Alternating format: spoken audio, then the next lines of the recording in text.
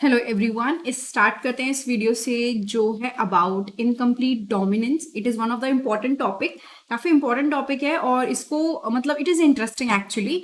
Important होने के साथ साथ बहुत इंटरेस्टिंग भी है ये टॉपिक, तो इसको पढ़ते हैं। देखो, इनकम्प्लीट डोमिनेंस के नाम से पता चल रहा है कि यहाँ पे डोमिनेंट होने की कोशिश की गई लेकिन वो पूरी तरह से नहीं हो पाई। ठीक है, तो मैंने आपको मेन क्रक्स समझाया है, अब आपको bye NCERT one by one करके एक एक लाइन करके समझाती हूँ। जब पीस के ऊपर एक्सपेरिमेंट करे गए, ठीक है, उसके साथ साथ कई सारे दूसरे दूसरे प्लांट्स के साथ भी कुछ कुछ एक्सपेरिमेंट रिपीट किए गए, मतलब काफी सारे प्लांट्स के साथ एक्सपेरिमेंट रिपीट किए गए।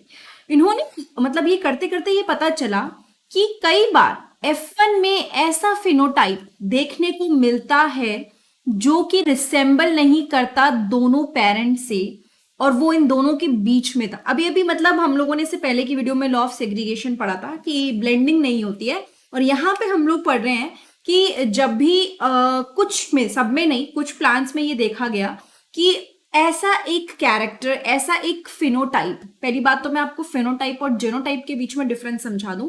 सपोज अगर आप यहाँ पे ये कलर देख रहे हो, दैट इज रेड, तो इसका जो जिसे कहते हैं फिनोटाइप, जो बाहरी है, जो दिख रहा है actually, that is red, that is the phenotype. और अगर मैं बात करूं कि इसका क्या इसके अंदर एलिल्स हैं, तो that is capital R and that is showing the genotype. So one is phenotype, दूसरा इज जीनोटाइप। ठीक है, तो अगर सेम टू सेम यहाँ पे फिनोटाइप आप देख रहे हो, व्हाइट कलर दिख रहा है आपको, कुछ बाहरी जो दिख रहा है, और जो इसके जीन्स है that is small r. Now ये फिनोटाइप जीनोटाइप क्लियर हुआ। तो ये देखा गया कि कुछ ऐसे प्लांट्स थे जिसमें पेरेंट्स में और जो प्रोजेनी थी उसमें कुछ भी कॉमन नहीं थी। To in the inheritance of flower colour in the dog flower, या फिर स्नैपड्रैगन बोलते हैं या फिर डॉग फ्लावर बोलते हैं, उसके अंदर ये चीज देखी गई। ठीक है, इसमें एंटीरियम स्पे, दैट इज द मतलब शॉर्ट उसमें लिखा हुआ है, just let me circle it.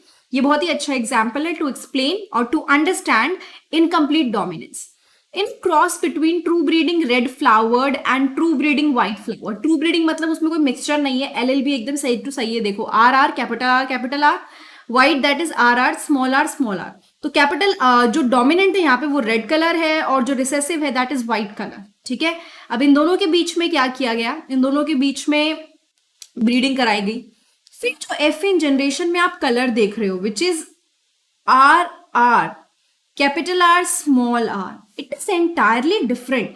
कायदे से अगर हम बायोलॉजिकल रूल फॉलो करें तो इसका कलर रेड होना चाहिए था, बिकॉज यहाँ पे एक डोमिनेंट रेट आपको देखने को मिल रहा है, but we can't see any मतलब डार्क कलर हमें नहीं दिख रहा है यहाँ पे। So in a cross between true breeding red flowered and true breeding white flowered plant, the F1 R or small r was pink. वो pink निकला। ये क्या निकला? Pink निकला। And when the F1 was self-pollinated, the F2 resulted in the following ratio.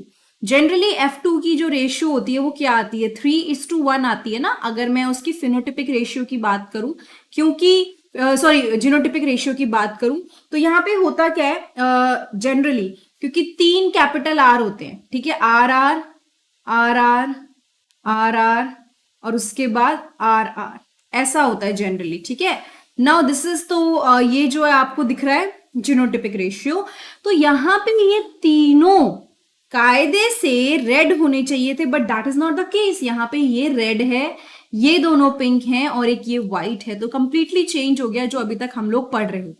ठीक है, तो यहाँ पे इन्होंने क्या बोला, व्हाट हैपेंड वाज, हुआ क्या actually, that is the main reason, इसको हाईलाइट कर रही हूं, that R was not completely dominant over small R and this made it possible to distinguish capital R small r as pink from capital R and RR। यानी कि ये जो capital R था ये कंप्लीटली R के ऊपर, small r के ऊपर डोमिनेंट नहीं हो पाया।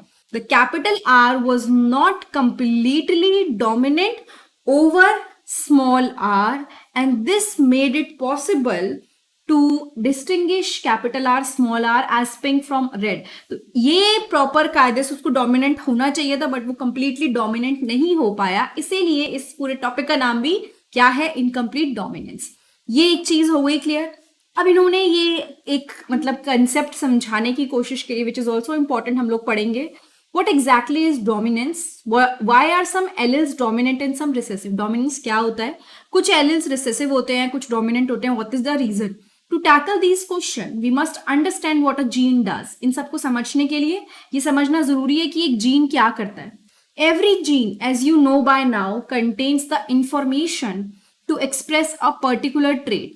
हर एक gene में क्या होता है बच्चा?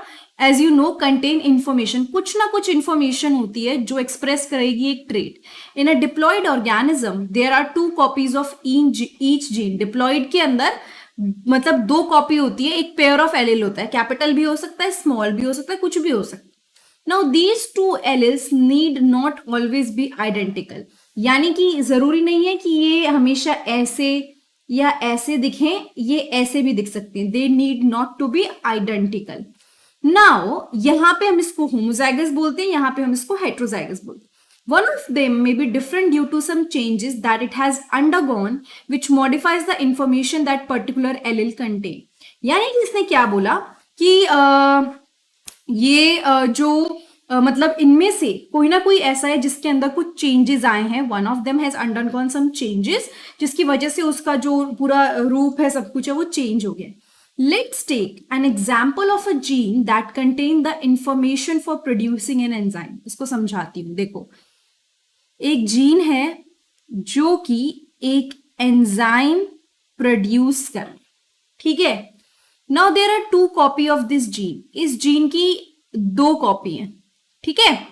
The 2 allelic form, 2 allelic form हो गई, ठीक है. ये एक बात हमने करी कि जीन है जो एक एंजाइम प्रोड्यूस करेगा या वो उस एंजाइम को प्रोड्यूस करने की इंफॉर्मेशन रखता है, और इस जीन की 2 कॉपी हैं, एक डोमिनेंट एक एलिलिक हो गई.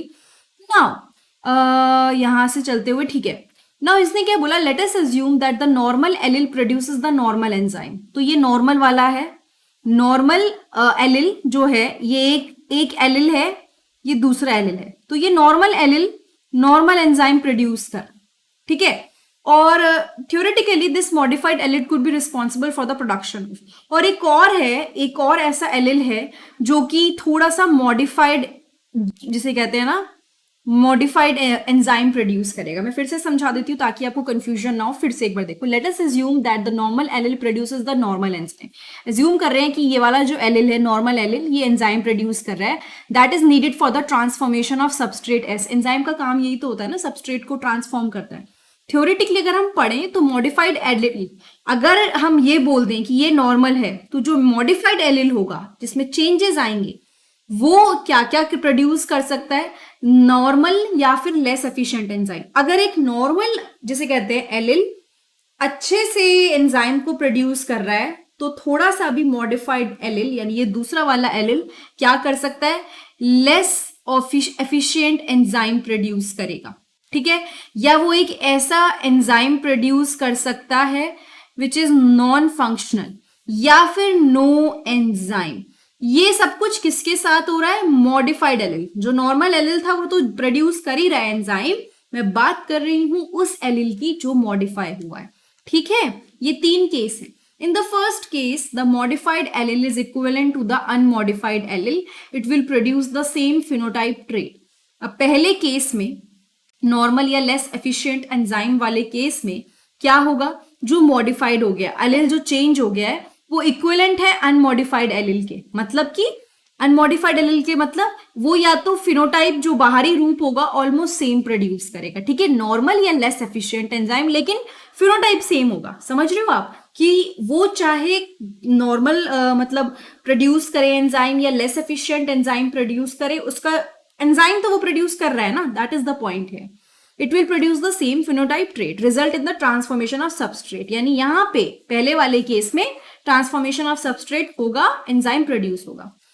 सच equivalent allele pairs are very common. ऐसे pairs they are very common. But if the allele produce a non functional enzyme और नो एंजाइम. अब हम सेकेंड केस ले लेते हैं, या फिर ये वाला और थर्ड. ये हुआ या ये हुआ तो चला, क्योंकि कोई बात नहीं, एंजाइम तो प्रोड्यूस हो ही रहा है, सबस्ट्रेट तो चेंज हो गई.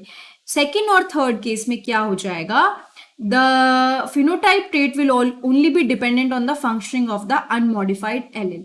या तो वो एंजाइम प्रोड्यूस करेगा बिल्कुल ही जो नॉन फंक्शनल होगा, या फिर वो नो एंजाइम प्रोड्यूस करेगा.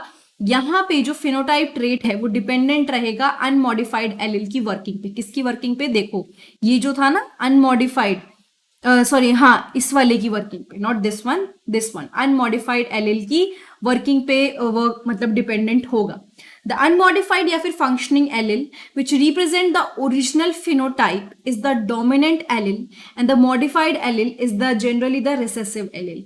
मतलब इसने ये चीज बोली, आपको समझाने की कोशिश करी गई है डोमिनेंट और रिसेसिव, यानी कि जब ये दोनों केस होंगे तो सारी बात आ जाएगी डोमिनेंट एलील के ऊपर। ठीक है, डोमिनेंट एलील क्या कर रहा है उस पर पूरी तरह से बात आ जाएगी।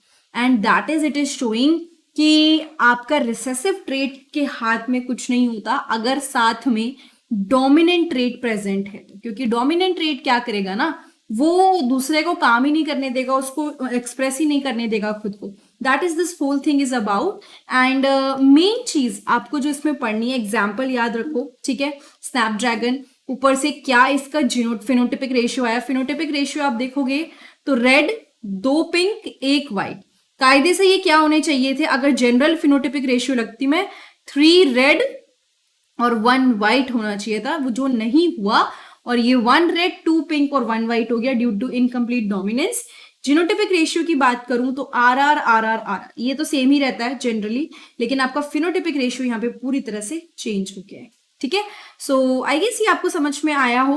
लास्ट वाले पार्ट को दोबारा आप 1-2 बार देख सकते हैं, आपको नहीं समझ में आया तो, लेकिन ये जो part, this is the most important कि इनकम्प्लीट डोमिनेंस क्या होता है, डोमिनेंट क्या होता है, रिसेसिव क्या होता है, किसके अंदर ये देखने को मिलता है, and what is the reason, क्यों ऐसा हुआ कि वो पिंक कलर शो हुआ, रेड कलर नहीं शो हुआ, ये सारी चीजें आपको पता होनी चाहिए। Just ask question to yourself और आप काफी हद तक मतलब कॉन्फिडेंट हो जाओगे टॉपिक्स को लेके। So I see you next time in the next video. नीचे डिस्क्रिप्शन बॉक्स में मैंने बहुत सारे लिंक शेयर करे हैं, आप उन लिंक्स को देख सकते हो, आपको अपने मतलब जो चैप्टर समझना है वो चैप्टर मिल सकता है वहाँ पे। और उसके अलावा वरना आप प्लेलिस्ट को एक्सप्लोर कर सकते हो मेरे चैनल पे, वहाँ पे आपको डिफरेंट सब्जेक्ट, इनफैक्ट टॉपिक्स पे, चैप्टर्स पे, 12th 11th की स्पेसिफिकली बहुत सारी प्लेलिस्ट मिलेंगी। I see you next time in the next video. Thank you so much.